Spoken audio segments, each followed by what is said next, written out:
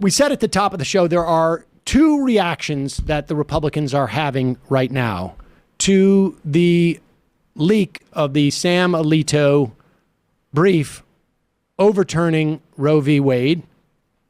One is, the only important thing about this is the leak. We're going to ignore the substance of the brief because we want to dissipate any energy that might be created by this ruling, which is wildly unpopular. Wildly unpopular. It is it's almost, well, it's as retrograde in some respects as the Supreme Court also dismantling the Voting Rights Act. But it is more dramatic and has a more sort of direct impact on people's lives, frankly, than putting up obstacles to vote. So the other tact that Republicans are taking is to pretend like this doesn't do anything. Getting rid of Roe v. Wade, which said that women have a constitutional right to have control over their own bodies and their own lives, and that states and other entities cannot abridge this right except for in very specific, narrow circumstances. Doesn't mean anything. And here is Lawrence Kudlow, who came from the Reagan administration, which began the assault, the institutional assault on a woman's right to choose 40 years ago. Falsehoods, because this we don't know if it's the decision, but the leaked memo where they're heading, I guess, Alito's opinion. If that were the case, and that's where the court decides, it does not end abortion. The procedure will still be legal.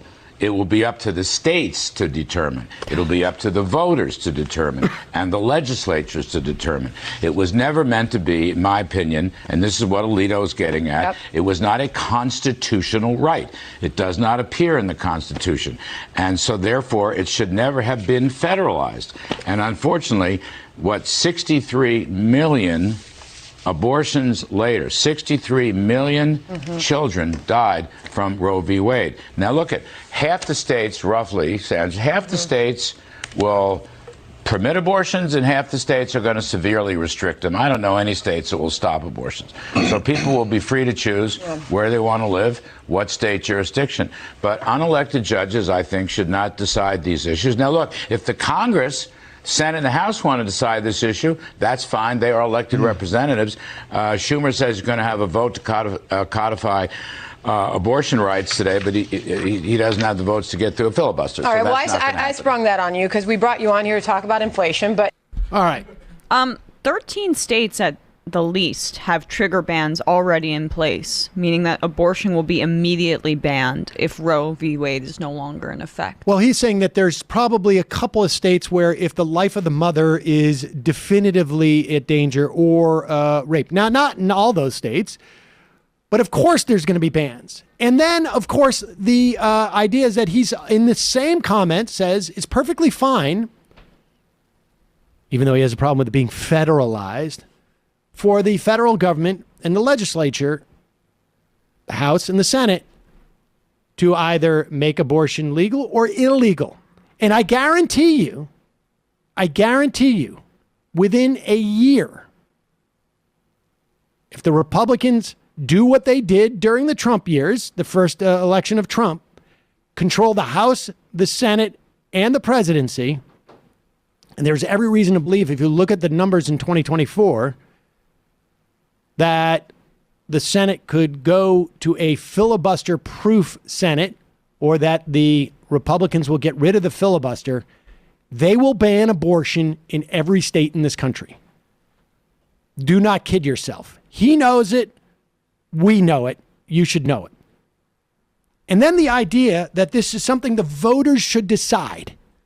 Again, 3 of the Supreme Court justices on that court that are going to vote to overturn Roe v. Wade were appointed by a president who had millions upon millions of less votes, lost the popular vote. So the voters did not decide. The reason why there was 3 vacancies instead of 2 vacancies on that court was because a Senate majority, which held that majority with something like 40 million less votes. American voters, 40 million more of them voted for Democrats than Republicans, but the Republicans controlled the Senate and would not allow for a hearing on Barack Obama's Supreme Court pick. The legislatures, Michigan, Wisconsin, Pennsylvania, these are just off the top of my head. The majority of voters voted for Democrats, and Republicans control the state legislatures by wide margins. That's gerrymandering. So this is not something that's going to be decided by democracy or the voters. It's going to be decided by that Supreme Court. And the idea embedded in Alito's brief that there are no constitutional rights that are unenumerated except for those that existed at the founding of the country when men were allowed to own other human beings. Slaves, wives, literally wives were chattel. That's the only rights that can exist today if they're not enumerated, and that is, of course, their right to have property and to have an undemocratic Senate. Yep. And when you put it like that, when you claim that rights had to be long held or whatever, deeply rooted, that's what it means. We are going to protect the hegemony of white men in this country and pretend it's a states' rights issue. When you make it about, let the states decide, that means that it's a free-for-all. And all of these minoritarian, all of the minoritarian rule that we have enshrined through gerrymandering, the way that we have, through lots of dark money, taken over state legislatures, we have the infrastructure in place to ensure that from an actual practical level, women will have fewer rights. And so we're going to do it on the ground and we're going to do it in the courts.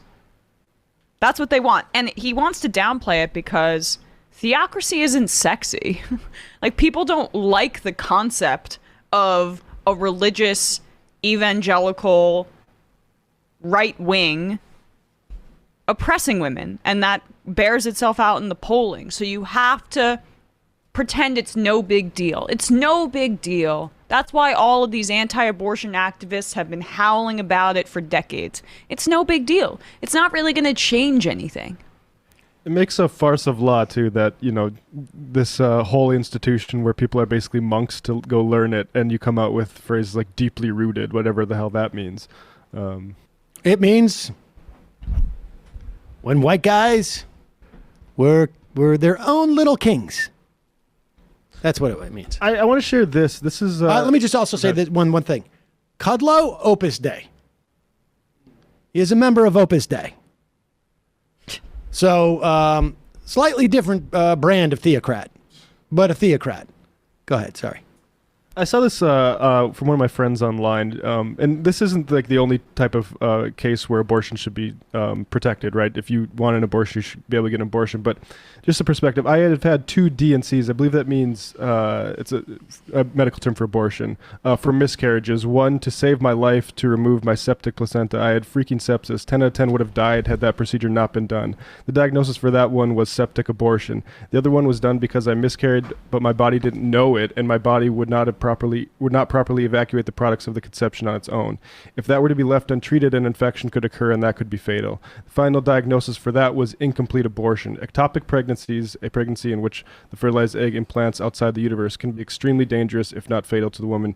Intervention is needed. And it's like, these are all things where those sorts of awful situations that women have medically, or people that go through pregnancies, that's going to be on top of like the just unpleasantness of that. It's going to be cause for suspicion that you had some sort of you did something. Oh yeah, you're an immoral woman, right? Or I mean, let alone the medical issues, but also just the interpersonal issues.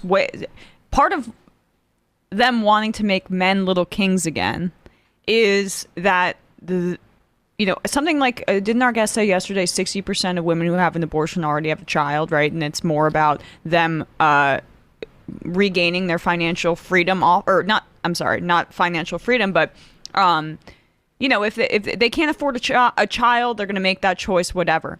But men can use leverage over women to keep them in situations based on children. Absolutely. And there's that is part of it too. It is about not just like from a governmental perspective, the patriarchy controlling women. It's for men in their daily lives who are potentially abusing women to hold them down. Yeah, or not even abusing them, in the sense that we recognize what abuse is, but simply maintaining that ownership, that deeply rooted right that is deeply rooted in this country. I mean, honestly, if Sam Alito's talking about unenumerated rights that are not explicit in the Constitution, but were deeply rooted in our society, wives as chattel has got to be up on that list. It's pretty deeply rooted. It's extremely deeply rooted. And it existed, I think, in some states past the time that abortion was legal.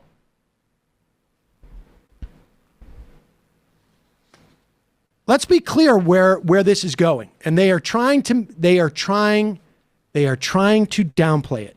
All of them are trying to downplay it. Kudlow there trying to downplay it.